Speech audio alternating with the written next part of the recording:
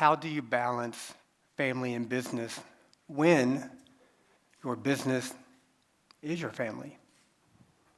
That's the situation for us. We have a family business that is different than a lot of businesses.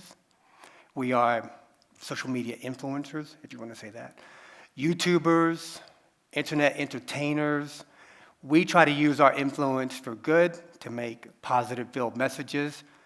We have 3 kids, Ava, Alexis, and Jersey.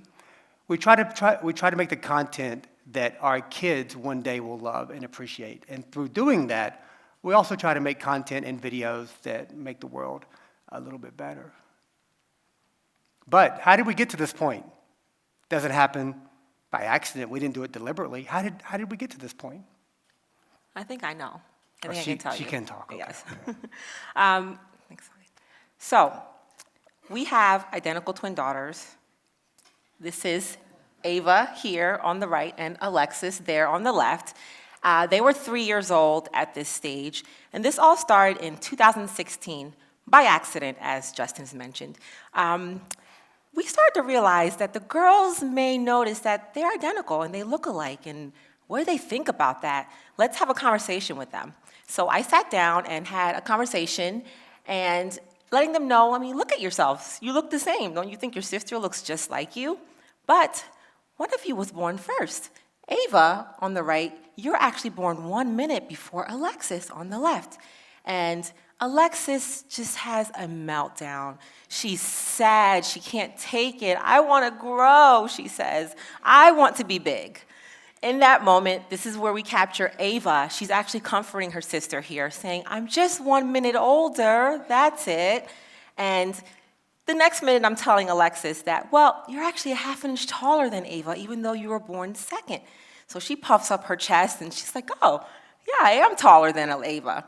So then Ava, of course, starts to melt down now. She wants to be bigger. She's the older sister. Why is she not bigger? So this onset and roller coaster of emotions really captured people, and this video went everywhere. It was mega viral. We were on the Today Show the day after the video came out. The next week it was Good Morning America, and it just kept going and going and going. But the important thing is that it's not something that we were trying to do. We were literally in our garage. It doesn't look like that, but it's like a garage. There was a tire and a screwdriver right beside the backdrop, and it was smelly. We were just trying to document our lives because we knew there'd be a moment when our twins knew that they were identical, and we thought that would be adorable to document and to capture. And we did. It went viral. So the thing is, what does that mean, though? Because when you have a viral video, it's usually good for about 5 days, and then people move on to something else, right? It does not build a career. And like I said, we were not trying to do this, but what we did enjoy, and this started to create the lack of balance or the imbalance, which is what we're talking about today, is that we loved documenting our lives for our kids so that they could look back one day and they could look at who they were. And there's a lot of different ways to show that you love someone. Our impetus is that one day our kids can look back at this material and they can say, oh, mom and dad really loved this because look how thoughtful these videos are. So we began to doing more and more of this while Ami and I both had a day job. We had a 9-to-5, very professional jobs, but we wanted to do this as well. And as we kept doing this, we were kind of burning both ends of the candle. And it got very difficult. It created stress between our relationships. I got to be very much on edge because I'm editing videos. I'm learning how to edit videos. I'm learning how to be a digital marketer. And we have our family as well. But we kept working hard. We kept working hard. We kept working hard. And we kind of persevered into a point where we're able to quit our jobs. And that kind of leads us up until this point. Where we are now. So right now, our family has about 1.4 million subscribers on YouTube, about 2.4 million subscribers on Instagram as a family, and about 2.4 on Facebook as well. So we've managed to build our family brand and following based on our positive family content. But all of this really did come as a cost to the family. Yeah, so you might hear that and think, okay, what is the problem? That sounds great. There's no problem, right? You have all these followers, like that sounds awesome. And it is awesome. We're very grateful for it. We've worked very hard for it. But the problem is that it did come as a cost. There's irony here. And the irony is that it got to a point where documenting our lives and creating the content and editing the content was taking away from less quality time from the family that you're documenting. Does that make sense? That created stress, it created strain, it created imbalance, and it was very difficult to work through for quite a while. Because a lot of people think, oh, you have adorable kids, and that's all you need. They're cute, right? They are adorable. Because, I mean, come on, let's face it, okay. Oh, you did it. Okay. It was all Yeah, you. yeah. You're right. And we do have adorable kids that we love. But it's way more difficult than that. We had to learn how to be good at many things. I had a job in learning and development. My wife was a controller. So as we were learning this, we had to learn how to be entrepreneurs. I had to learn how to be a really good filmmaker, videographer, learn how to be a great digital marketer, learn how to be a graphic designer and better my photography. But these are things that I loved because I'm a creative. But if you look here, you can see that I'm behind the camera holding my son while trying to capture this. I do want to note that is not my wife right there. That's not me. I want to note that's not I not didn't her. change that much. This started creating a lot of strain. And then, so if that's the problem, if the problem is not spending much time with your family in a quality sense because you're actually creating content of your family, this went on for about probably a year or so, a long time. So what is the solution? So one of our first solutions was communication, of course. Everybody knows this. You need to communicate. We realized that we need to communicate better between ourselves, but also with our children. They are little people in this as well. They're involved in the family brand, and we decided that we need to make sure we all communicate well as a family in order to succeed in this. So in this still, you'll see we are on set in our house, getting ready to do a family video. I am chatting with the girls and getting them prepared. What are we doing? What do you guys want to say? What do you want to do? And Justin is preparing the set, lights, camera, getting ready for action, and doing this all simultaneously so that we can get this done and move on, go do something else together as a family. I think what's important about this still, or this slide, is that if you were to go back a year from this, it would be more chaotic.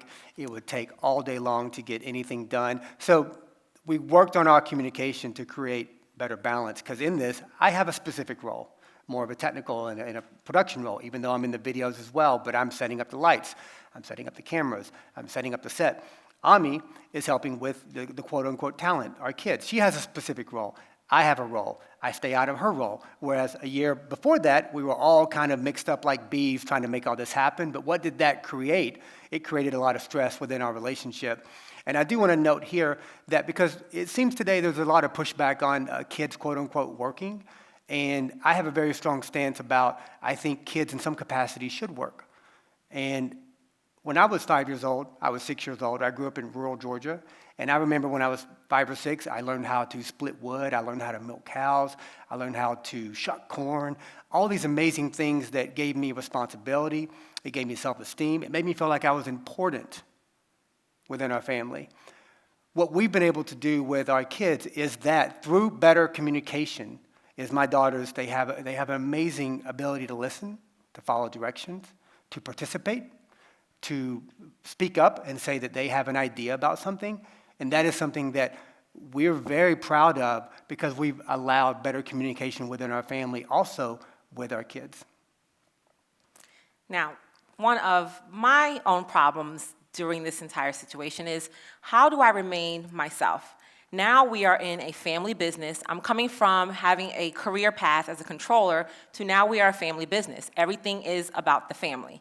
Being the mom and the matriarch of the family and wife to this guy, I have to figure out, where am I? Like, who am I in this situation and where do I fit in? I think oftentimes motherhood trumps all for women. I think many of you can probably relate, and you start to feel guilty if you want to veer off and do something for yourself, do something to take care of yourself, or give yourself some time that's not just mom time. So that was a real struggle for me because we were always together. Everything we did was together, and it was always with the kids. So how did I find a moment to say, what do I want to do, and how do I want to fit into this equation? Even for the simplest things like getting nails done, taking an hour to read a book, those things were Shopping. not... I shop at home, so that doesn't count. I'm still at home. It's still shopping. Amazon.com is Doesn't still count. shopping, guys. But those things are important. They're little, but they're important because it allows me to be who I was before I was the mom, before I was the wife. Like, what was I doing? And how can I find time to still continue to do those things so I can be happy? If I'm not happy, the kids aren't happy, he's definitely not happy.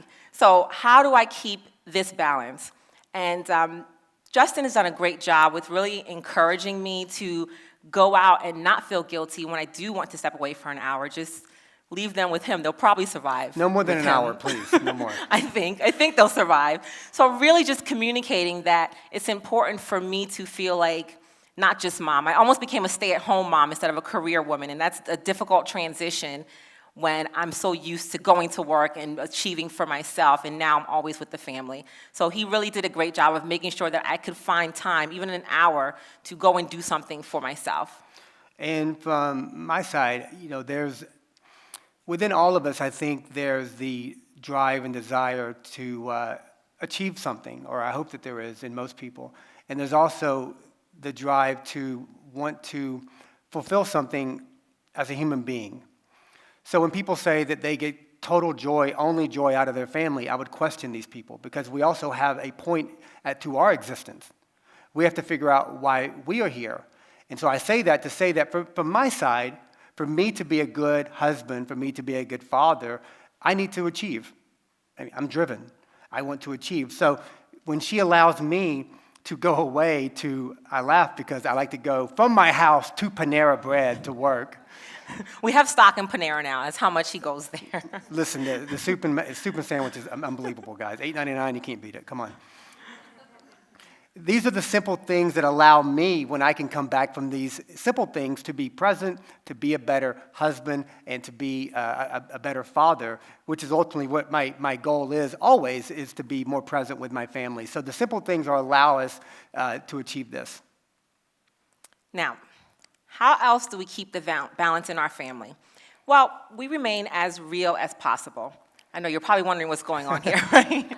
So we were filming, and our son fell over. Kids fall. It happens for everybody. You would think we'd cut this out and want to portray the picture of a perfect family. Nothing ever happens with our kids. Everything's great.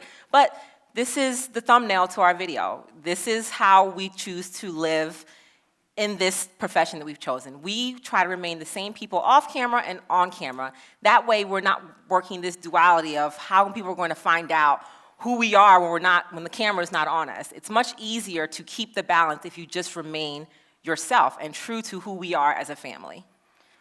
Yeah, being raw and being completely authentic to who you are is very important. People sometimes recognize us in public, and the biggest compliment is that... Well, not you. Not me ever. No, nobody cares about the dad. They're like, is that the dad to the twins? I'm like, well, I'm also Justin. I got a name.